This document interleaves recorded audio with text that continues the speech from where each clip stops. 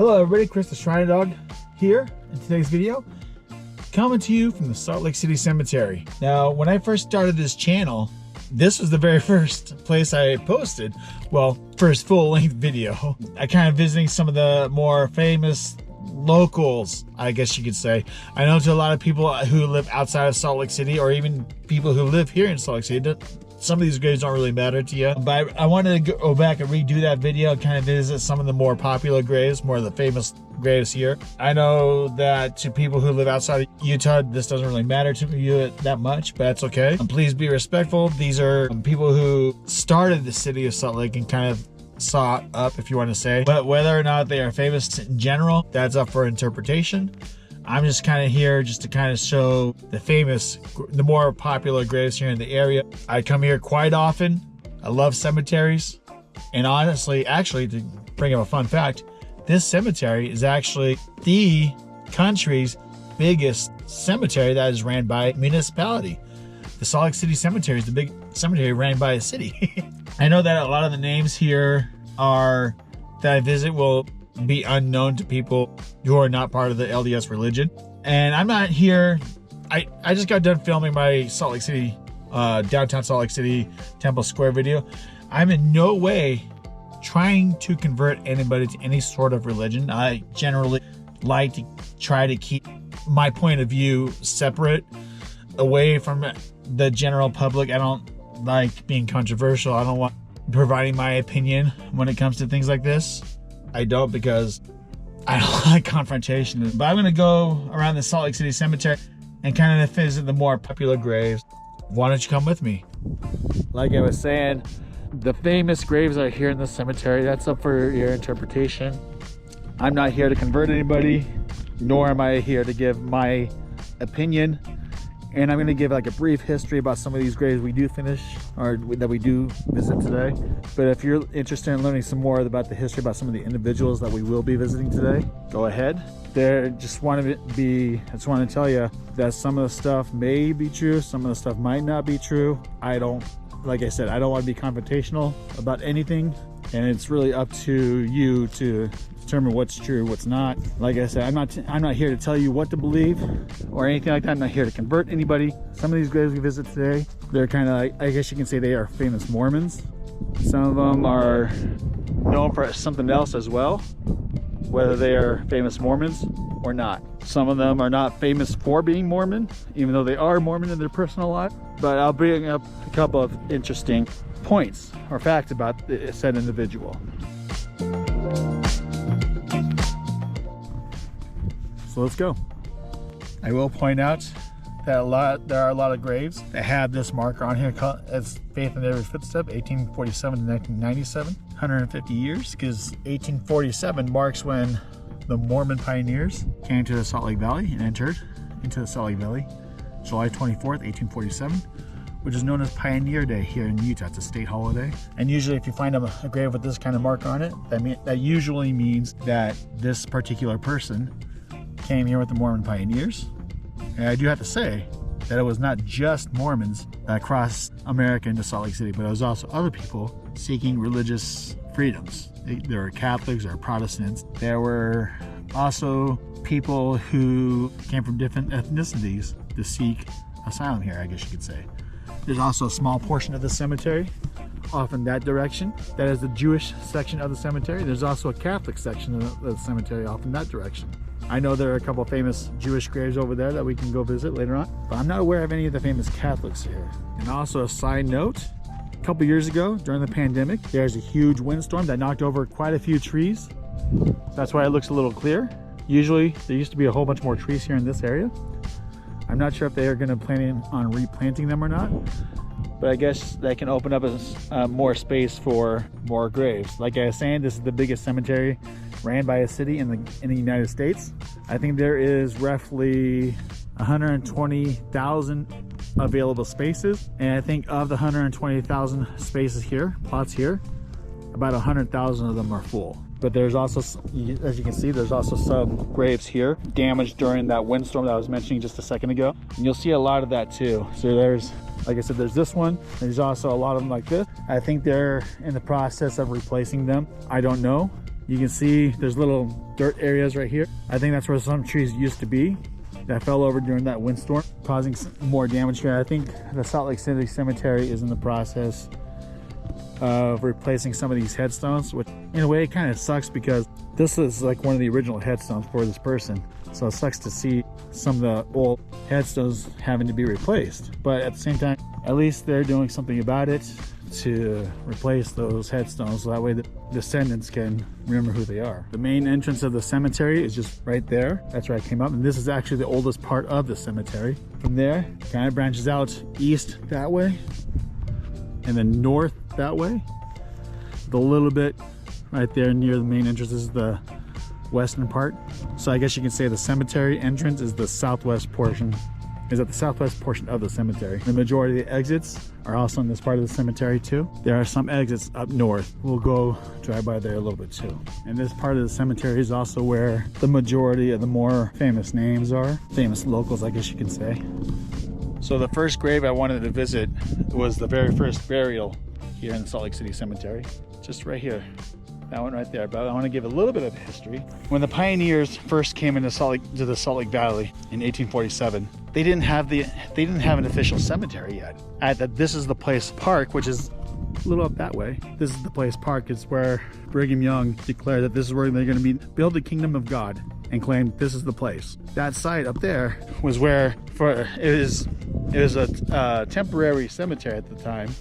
She was born on January 8th, 1847, and she died September 27th, 1848, so not quite 2 years old yet.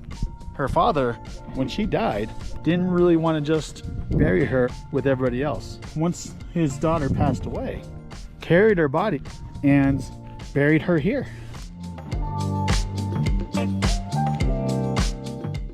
Because he wanted a nice quiet place where he can remember his daughter. Brigham Young saw that that was a sign of love for his children. So Brigham Young made this plot of land. He had this whole area surveyed to make this the city cemetery. And he made Marion Wallace's father be the first cemetery sexton. So then they brought all the people who had passed away were up in the area by that this is the place park, brought them over here and had them buried here. Now I want to come over to this section over here from Mary Wallace to come over to here to mark off this grave right there. But before we do that, let me give you another quick brief history lesson. So like I said, Brigham Young made Mary Wallace's dad the first sexton in the cemetery here. But Brigham Young himself, being the second president of the church, or prophet of the church, as the members call him, he was the predecessor of Joseph Smith, who was killed in Nauvoo, Illinois. Brigham Young is actually not buried here in this cemetery, but he's buried closer to Salt Lake City, to downtown Salt Lake City, closer to Temple Square. I drove by there because I was going to originally start off this video over there, but that cemetery is actually closed off. Not exactly sure why. It's locked up and everything. Not sure why it's closed off, but he is buried there underneath a stone slab because I guess there was a whole bunch of people that were there trying to paint graffiti and stuff like that. So it's all fenced off.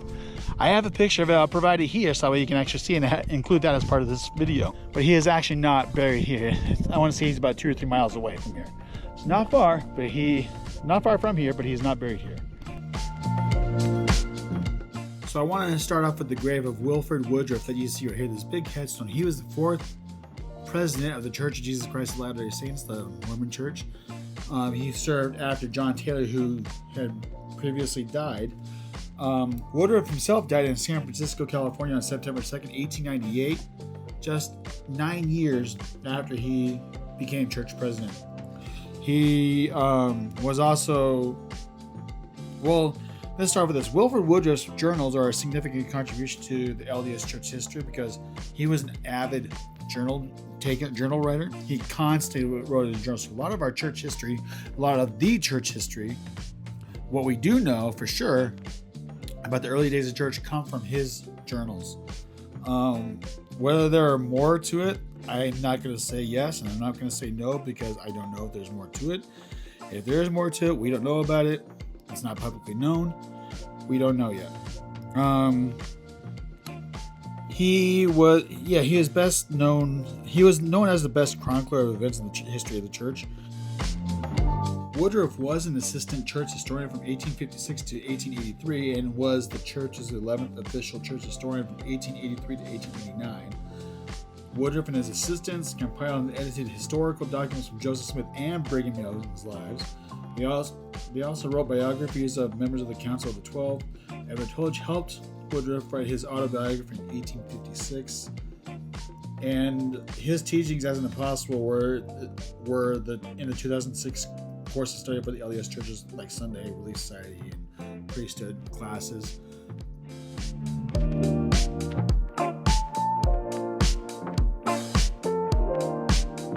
So if you're here at the cemetery and you can find the grave of Wilfred Woodruff, a good chunk of the rest of the graves we're going to visit right here are within walking distance here. A good chunk of them, of the next few at least. But we will be going to other parts of the cemetery.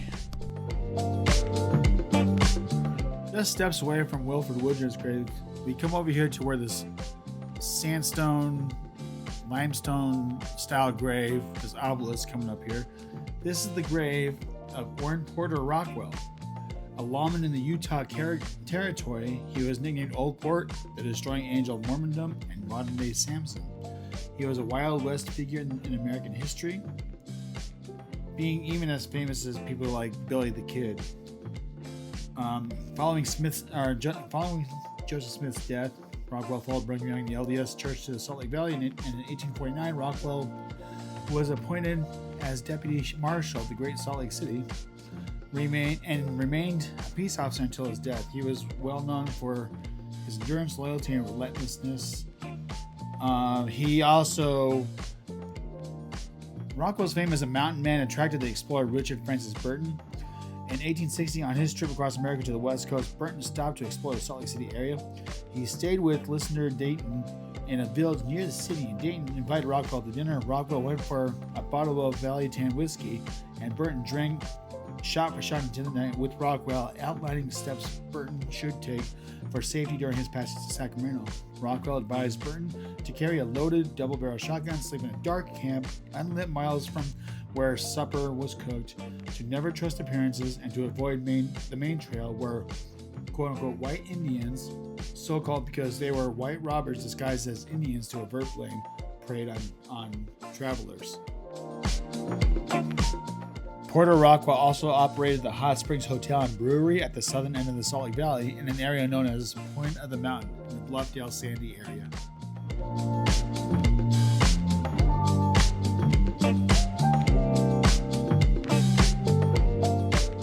Just steps away from where Wilfred Woodruff and Porter Rockwell are buried, we come up in the grave of Martha Hughes Cannon, who was a Welsh-American politician, physician, Utah women's rights advocate, suffragist, and a polygamous wife.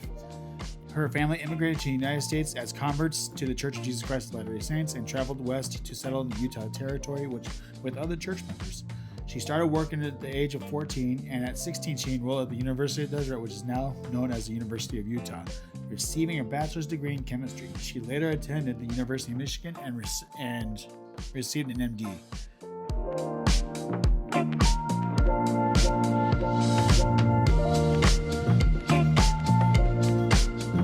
Right here by the grave of Martha Hughes Cannon. I made that motion, a little thing, and I didn't realize I was doing that. But the reason why I did that is because there's like a dip right here in the ground. I don't know if it's like the ground was giving way, or if it got muddy and some of the dirt washed. I don't know. Kind of creepy, because last time I was here, it wasn't like that at all.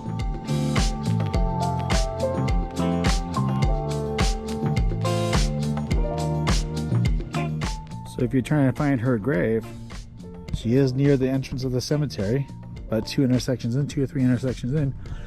Just look for this one right here. I wish she actually had a bigger headstone, given she was the first American woman senator. I wish she had a bigger headstone. So starting back over by Wilfred Woodruff's grave, we are going to head west, just over this area. And yes, the obelisk is one of them, but there's 4 graves we're going to visit over there. All right, so here's the grave of Harriet Amelia Falsam Young. She is one of the many wives that Brigham Young had while on this earth. I don't know much about it, but the reason why I wanted to bring this one up is because apparently, I don't know if this is true or not, but apparently Harriet was Brigham's favorite wife. Don't quote me on that, because that's just what I found on the internet, and of course everything on the internet is true, so we don't know.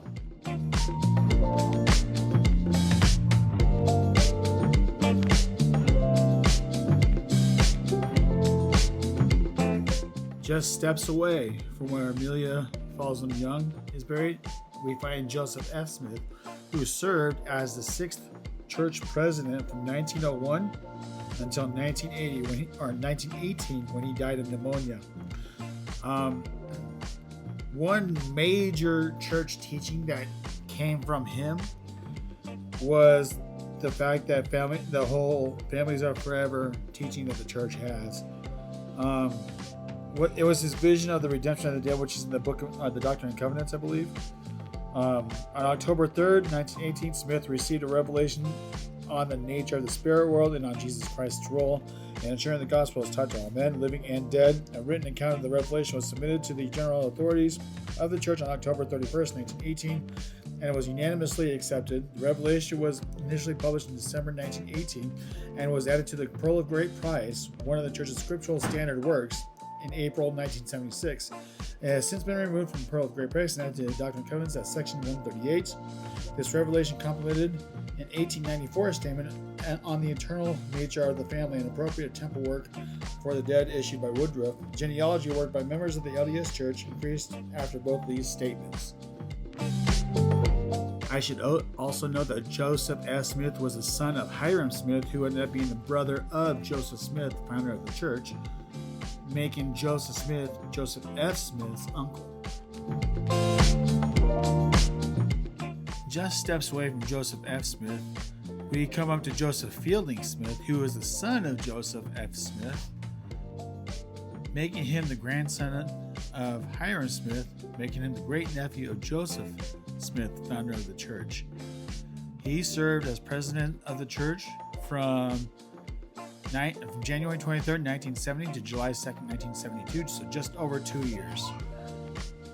And he was born in Salt Lake and he died in Salt Lake. As church president, according to church historian Leonard J. Arrington, Smith's age and health prevented him from having much of a supervisory role during his presidency. Most of the work was done by his 2 counselors.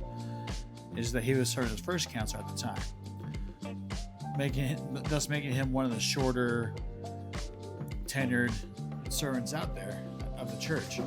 If we come over to this, if we go back over to Joseph F. Smith and we start heading down to this particular headstone, you can probably see which one I'm headed to.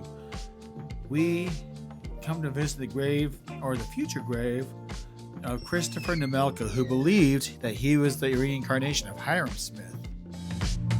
So at the bottom of this grave, you can see it gives a website called thesealedportion.com. Thesealedportion.com. It is a real website. I'm not exactly sure what it's trying to teach, but if you're curious, feel free to go visit that website.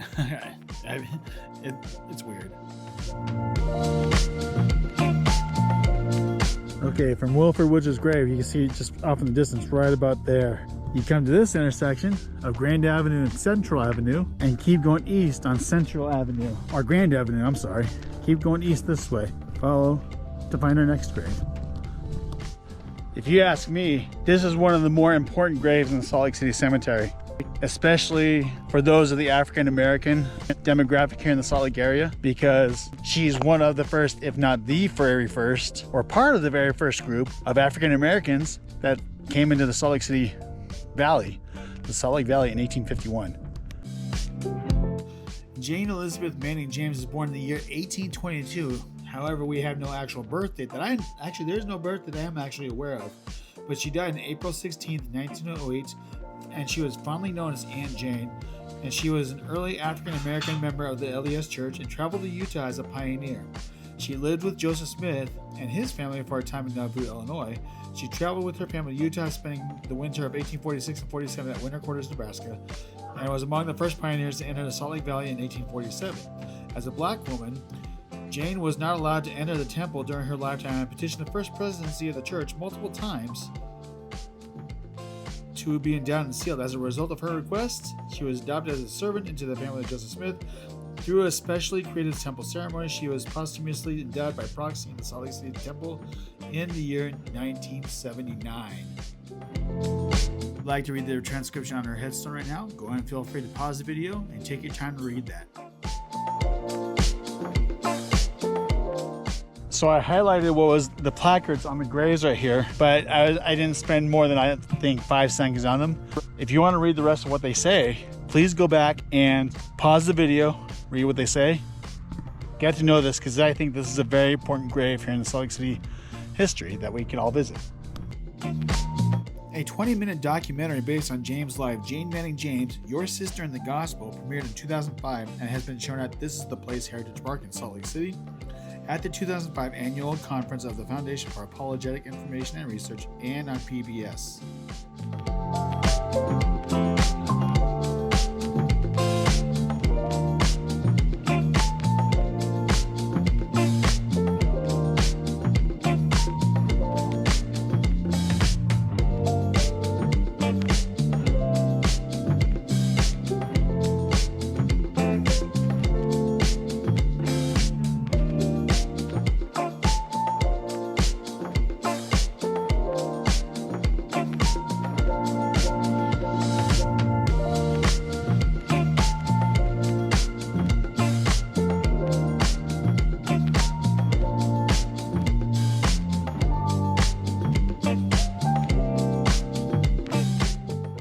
So here's another part. We're in the Jewish section of the cemetery right now. We are still near the front of it. There's like the main road out there.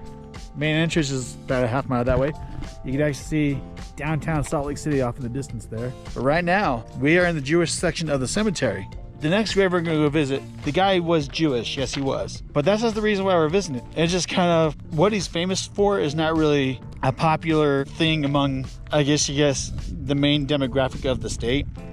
Because the main demographic of the state, they don't drink. But this man actually opened up Utah's first distillery, first brewery. Anyways, the grave we're gonna go visit right now is the grave of Jacob Moritz. Many people will actually know the legend behind his grave. His grave is actually known as the emo grave, and I'll show you here in the clip in a little bit where they got the name emo from. As for why they called it emo originally, I'm not exactly sure, or why it was etched. But if you look where the M is, the emblem of the M of the door, I'll get in closer. You can see an E on the left and then an O on the right. Hence the emo. As for why they call him emo, I don't exactly know why they do that. I'll show you here in a second. But he was the one who is credited with founding one of Utah's first brewing companies.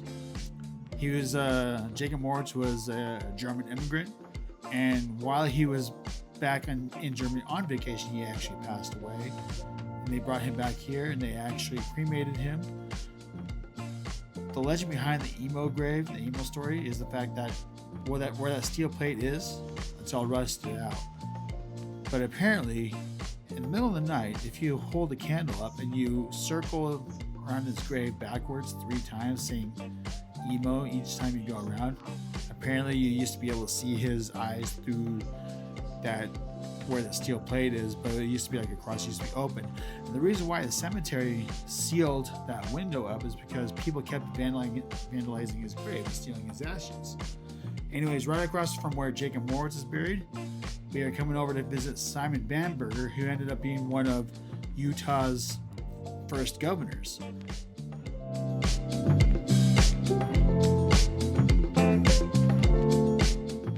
Simon Bamberger was born on February 27, 1845 and died October 6, 1926.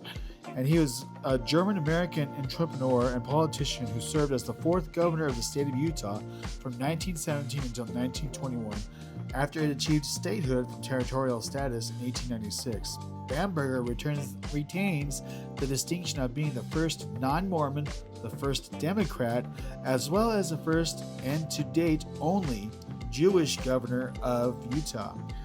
He was also the 3rd Jew ever elected governor of any state after Washington Bartlett of California and Moses Alexander of Idaho.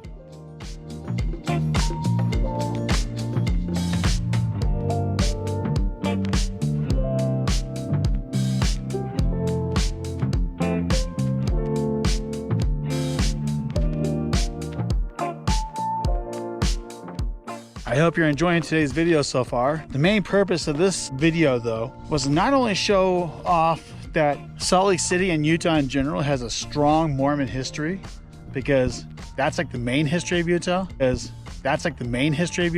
but then there's also more history here for the state of Utah that is outside of the LDS Mormon religion.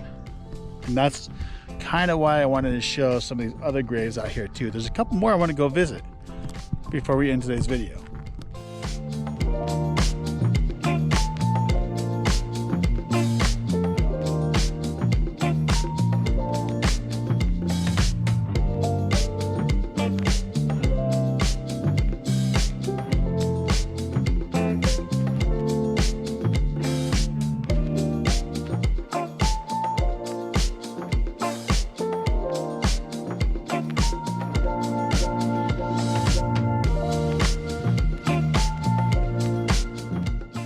The next grave we're going to go visit is the grave of Lester Farnsworth Wire, born on September 3rd, 1887 and died on April 14th, 1958, and he was an American police officer and inventor born in Salt Lake City. He is credited with the invention of the electric traffic light in 1912. Throughout the rest of this little video clip, you'll be able to see that there's other Farnsworths and there's other Wires, and if he's related to Fellow T. Farnsworth, the inventor of the TV, I have no clue. I haven't been able to find that out yet. A native of Salt Lake City, Utah, Wire worked as a traffic officer and later as a detective for the SLCPD. His first traffic light, a manually operated wooden model, was built while he was the head of SLCPD's traffic bureau and installed in downtown Salt Lake in 1912. Though Wire's traffic light was originally viewed with curiosity and disapproval, the public gradually accepted it over time, and by the 1920s, Salt Lake City had developed an automated traffic light system inspired by Wire's invention. Wire continued to work on traffic light designs throughout his life and later fully redesigned his traffic light using a metal frame. Wire never patented his traffic lights, and by the 1960s, both of the original models had been lost. However, his work played a significant role in the development and the adoption of the traffic light in the United States. Replicas of Wire's traffic lights have been built since the loss of the originals, and his contributions to traffic management are memorialized by the Utah Department of Transportation.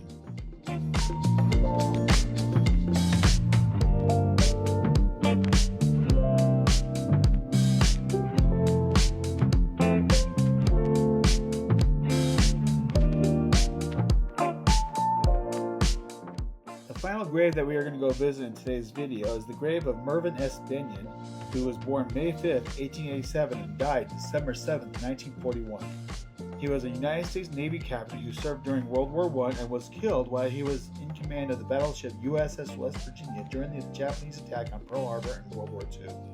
He posthumously received the Medal of Honor for conspicuous devotion to duty, extraordinary courage, and complete disregard of his own life.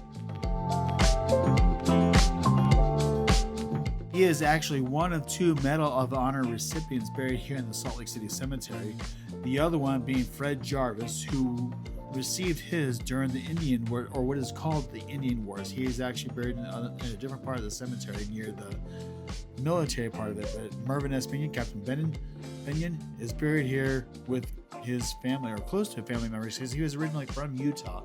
And yes, he was a member of the LDS Church. Again, he's one of those people not known for being a member of the church. Okay, one of my favorite things about coming to the cemetery is helping out other people find graves here too.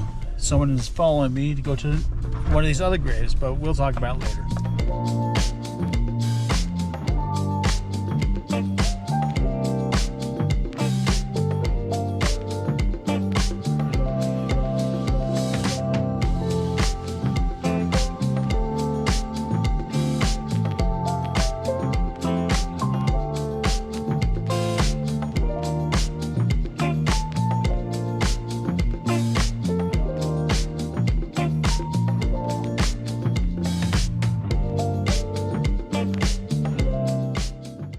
Anyways, thank you very much for watching today's video.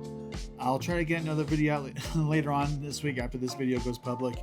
Anyways, thank you for watching today's video. If you are new here, don't forget to hit that subscribe button down below. I've noticed that the majority of the people that watch my videos are not subscribed to my channel. Feel free to hit that subscribe button. Do yourself a favor, do that. And also, do yourself a favor and hit that notification bell to get notified whenever I post a video. Don't forget to check out the links down below in the description box and enjoy more content that I provide out there through that.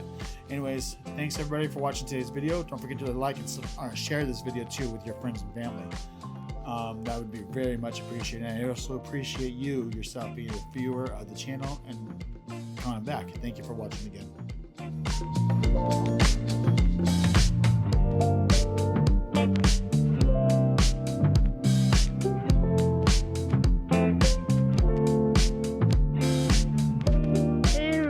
Everybody watching has to subscribe.